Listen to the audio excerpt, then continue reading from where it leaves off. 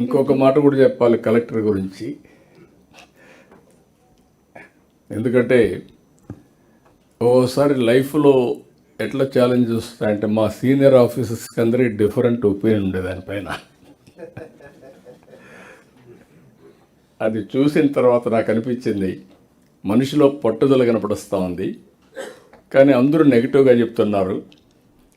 నేను ఆయన పిలిచి ఒకటే చెప్పాను, కలెక్టర్ గారు ఈ మారిగా అనుకుంటున్నారు, నువ్వేం చేస్తా చెప్పాయా అని అడిగాను.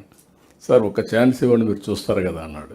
I really appreciate you, congratulations.